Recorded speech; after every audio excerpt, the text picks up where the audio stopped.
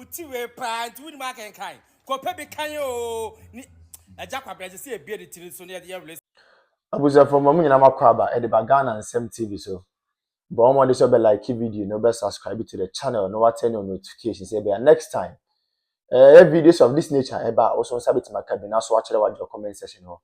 Maybe we be from Mr. President Amejo so TikTok or comment section ho. By be we be from Mr. President Amejo so. Ko yin na dream say that be ano e between the new patriotic party aba power. Na ya bana Ghana fo nyina ho ato ko amamo we dey. The need to Sudan say man we need that bia. Na the bia me ka sem bi say amanyasom ne yeye no. So wa mo ni anda ho a ho be chiro pa. The moment I be hold the public office, and they say who say you own it a responsibility. I mean a sole responsibility to serve the ordinary Ghanaian. But I think say I do retirement. Nkofo bebree if you say a public office no more hold it. As a result of that, it is their sole responsibility to impact and improve lives of people. They have forgotten about that. Abushami chankra, momi enko. Yenko ko video bi mra. Na video no we are going to take our time and digest the issues out of the perspective of the ordinary girl, not the perspective of Mr. President here. Women commerce here. Emra Shibijom LGBTQ plus Emrano omo passe. Akase ebe kokoma mampeni na ordinary signature ba no assign na be ye Emra. TikTok for money swear, yeah. Uti we pride, we mark and kind. Kope can you ni Agya Kwabena say a beard it so near the Y0ur research. I say she nim. What's that Kwame? Uti we so before was so. Before pass to adai. Nene Jimia, any Jimia. Ni party TV so din is Agya Kwabena yedin. Agya Kwabena yedin. Na suntemu den yesasi se wo de efom ametepe enra mi hu so ne na ma yi na se na waye nanim ya se de wakeka akakaduro mu aye ni ti se police headquarters e de na wo ya de Y0ur nipa ba ko uti ye 3-bedroom self contained o ja no so jimi no kota na se Y0ur obi na no ka okasa so 1 minute no. Madam President, the emperor of political party, Obiaya Mamonteso. Why in the name say weighing card? Monchana style dia. Ya monrenin suntem ha Agya Kwabena na suntem as a compulsory mass question. Agya Kwabena so no niti sense here. A shapeless. Agya Kwabena next week monto asumano. Enko ni ready mu ye monto aso what was one nkwani the only presenter NMCS nkwani presenter 2025 okayo mu edibesi TV so also manyokro MVP for na ma no ya sa me nuanom sa na motie etu fa muntie ma no ya o Kwabena, I tried to seek justice for you from my people. I pleaded on your behalf so they should stop insulting you. Agya, obviously there be ma kebi alaja. Because say share ma na kakra me nya na ja ma sone so. So dey onu so sone so no. Ma sone so kroji na ne onie. Comment section 1 or say Agya Kwabena de. Why say UTV soundboard no formula. Comment 2 obi say Agya Kwabena, you look like despite museum house. Comment 3. Agya Kwabena, obi said this week here, you have already booked for the week. Agya Kwabena, obi said utisa Gia box. Agya, obi said why utisa family house. Agya nso wa o. Obi said this week here, hey, you have been booked for LCRC week. Until they do university, and so wow, Bismarck said, you have been booked for the whole month. A gentleman net. Agya Kwabena, before my answer. Agya Kwabena, this is your call. Next time, Agya, know how you talk, where you talk, the timing. Agya, where the foot to what mean, but I'm still pleading on your behalf. Okay? Thank you. So ene da no. Se mu de bia ye ka ho asem. Oman we just say yenim oman ni issue ayewo.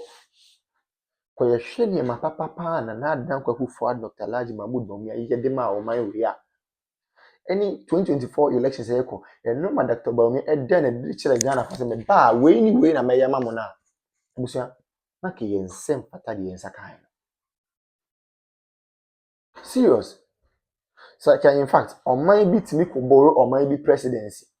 Oman bi timi ko borrow oman bi say leaders are KBA the new patriotic party, the leaders of the party KBA can borrow another African country to cause development there. For the first time in the history of the country, we have generalized free senior high school. The word is generalized. For the first time in the history of the country, we have active drone delivery systems. For the first time in the history of the party and of the country, yetimi enya active and well facilitated health facilities across the length and breadth of the country. Agenda 111. We may say impoyen because the agenda na the person here number of hospitals in the person is intimate because of time. But those ones it go and see how they have been operationalized. And then me look at say we have some of the hospitals in fact equipping hospitals not all right but because of political tantrums and political gains me look at say hospitals and they go sana no me say it is a Kenyan who say na no me nyina be ya it is a scan kan dey was say botumi we say oh I mean say we say people for ya comfort name ma comfort ma sacrifice discard to what their hospitals na ma so mo ya comfort a comfort ma facilitate me say on be fund free seniors so mo ya comfort you say anya Ghana for dey bi na fe na tables na 10 afi dem okeke mu kakaka. Why are they shouting? Obi ankara no ntum ne nko no ho. Asofo no mo nko ma ntum asofo no with the greatest of respect omo nko ma ntum ne nko nyina e ho. Chief imam for nko ma ntum ne nko nyina e ho. Politicians nko ma ntum ne nko nyina e ho. Market women omo nko ma ntum ne nko nyina e ho. Obi ankara no ntum ne nko nyina e ho. 2020 do they will know the way forward. Yeti kroma obi so ono ba ono the credit scoring system be ba mo so open konketenkete. Nanze bibini na nkasa de sebi ye bibia yanketenkete ya adwen yanketenkete ye bibia ye bia invest kwa ye yanketenkete. We want everything in pieces. We don't want everything in bulk. Adi asem kwa ni. Obi ma credit scoring system also open konketenkete. Obi introduce electric or electronic bus systems, most open konketenkete. Is enya mo den. You people chose policy, you people chose music over policy. Then yet any nyina ho papa na fe na mbusu akire me. Me na wo ne wo si akire me say bi me na me ko ka kire radio ndama ni ma say o mema was come to mutu wa. Ye wa ha. Digitalization ye start say ye mo say dabi. Digitalization en to kinki, nti mo pe kinki sika. Nti amamu papa na ba o mo ma mo kinki amamu ade na mo kam. Ye wo krom ha ya. And the radio ndama ni mama ko gina e say enkanfo mu gafo ka chom say oh gafo de oh na mo de onye kinki na mu hia digitalization bia e na gafo so okay ne beto aba na ma boom mo to aba ma kinki government etimi Say dear ko ye kwa de menu now to me who letter be a yoko for tro ye about council of state member voter region na me say films Remona Chapa ya happiness say where ye can say Israel train but the issue is true. Okwa any letter now was say council of state member no ye former staff emanam one which is never true. Onya juma order and onya juma order ama nam one for the first time nam one I post. Oh yes, nam one I post. Yeah, no catch you say dependent boy. O si sa asem na. Listen for the first time. Nam one and kwa pe baby akwakoda na and nam one. Yes. Na che say, was in who credit ni say state institution we intelligence institution. Who need intel? Ayeka, bro. Problem ni nyina say economy no kwa na eboa. Problem ni nyina say papa or council of state member or company to good before grab good board beba no to me create a good board alliances no to me to good to me to good etimi good kwa manone ano ne adwumako bi akwa apam say me supply of gold between June 2025 to June 2026 within 4 or 5 months we team supply gold no over 75%. Omo cost one as a maintain ho ase ba wone nipa no ni business ena nipa na fa case di abra wu yoko say osusi say nipa na sisi no yoko we invite directors and managers of the company mo buy who take your statement ama wo grant omo bi omo koi wako court yoko na court o court no court will really dey tiawo say this is a civil matter. This is not a criminal because Yoko is a state institution. And you fight for the state and not individual. And this is a civil matter. Already know what's what fee on my account without authorization. And I say order from court. And as High Court really say the Oya unique case. What ferry akona koda afi the old fediana afi the also by us say any mokra mweda mempemubium adwuma wura nankasa na mepenache no. We invite and our my no issue document say we a fugitive. Our journey. Thank you. Personal attack as if say you office one and they use any personal agenda. And you're so sad. No, Raymond Wankasa, me Martin Yamabemi and Sebia. I don't want to talk about. Nana, me see the member who know what the very soon who recording is ABP. Very soon who recordings are ABP. Agya and this state institutions are oh on sano huno no crash am sorry am for NNC for my Agya.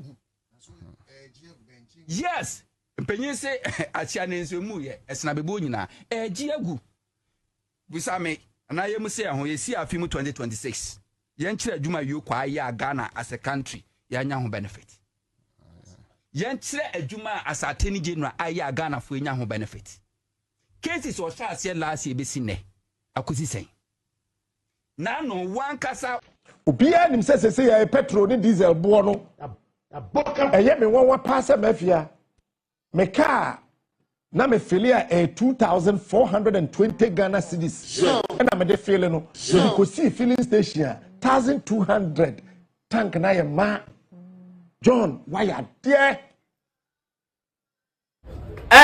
Therefore, according to Captain Smart, what's the first no?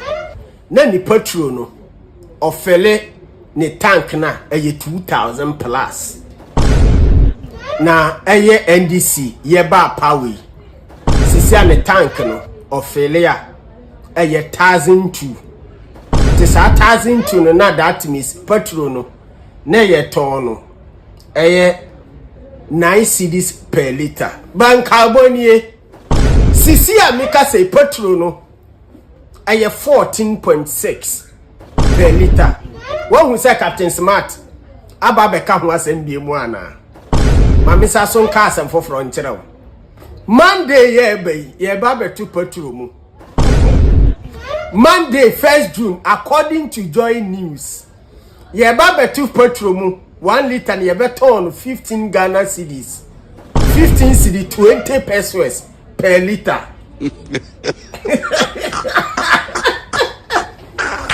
Brabonti na beka President John Dramani Mahama say petrol na what time ye edi free 14 cedis 2024 MPP phone semuno what they call 10 cedis no ena make say do 14.6 Ochina Monday a better 15.2.